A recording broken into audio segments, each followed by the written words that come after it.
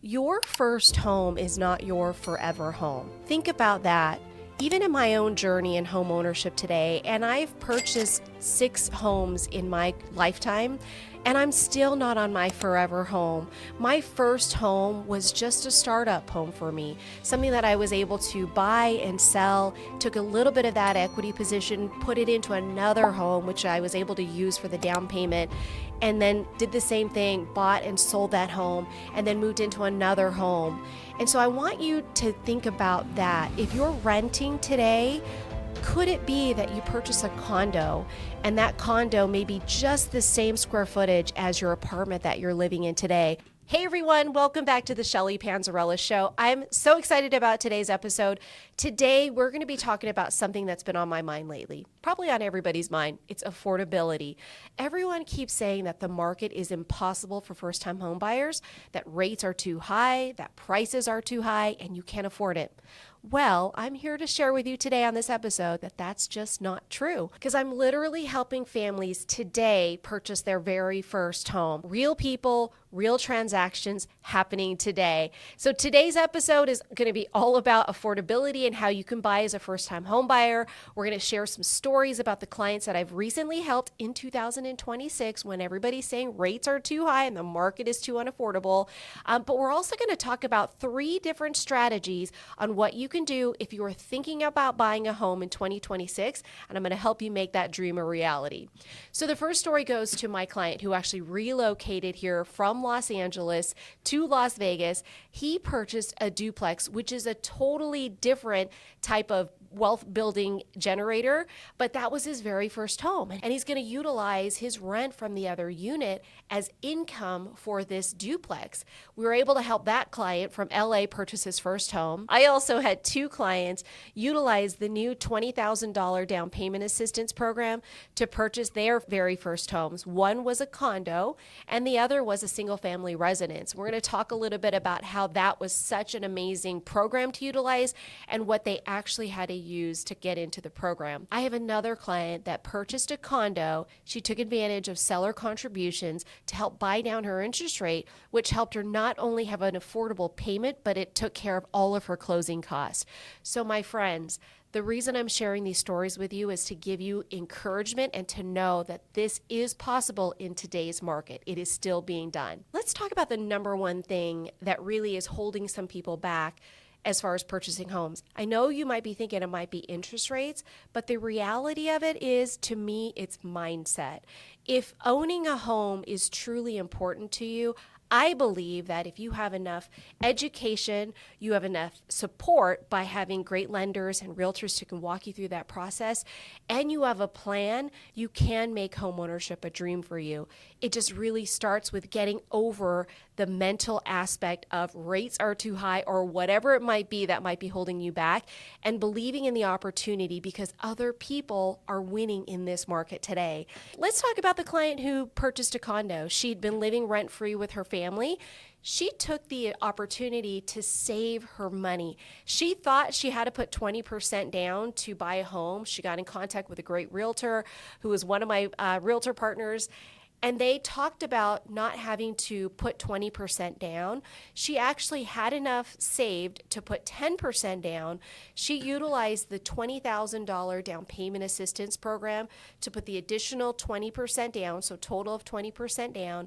She also had seller contribution, so she was able to buy down the interest rate using that new program. It helped her get into the home with a 10% down payment that she'd been saving for. Also, by utilizing the down payment assistance program, she had no mortgage insurance, and then she also got seller contributions to help assist in taking care of the closing cost.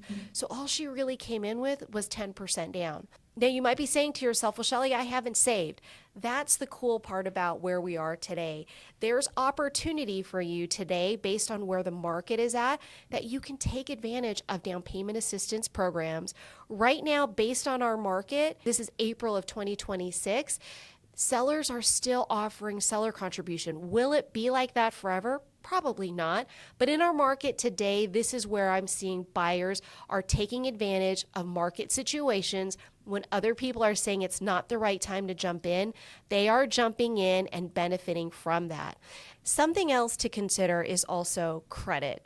I know a lot of people think that my credit might not be where it needs to be. I would encourage you to stop assuming that and actually get the true information. I can pull credit for you based on a soft inquiry so it doesn't impact your credit, or if you're ready to go, our credit is good for 4 months.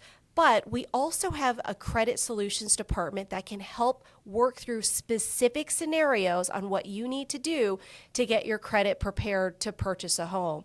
That again goes into education and getting yourself ready for that step.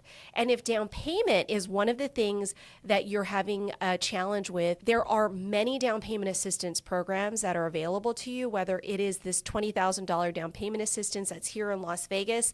That is limited funds, so we're expecting that to be exhausted maybe by summertime.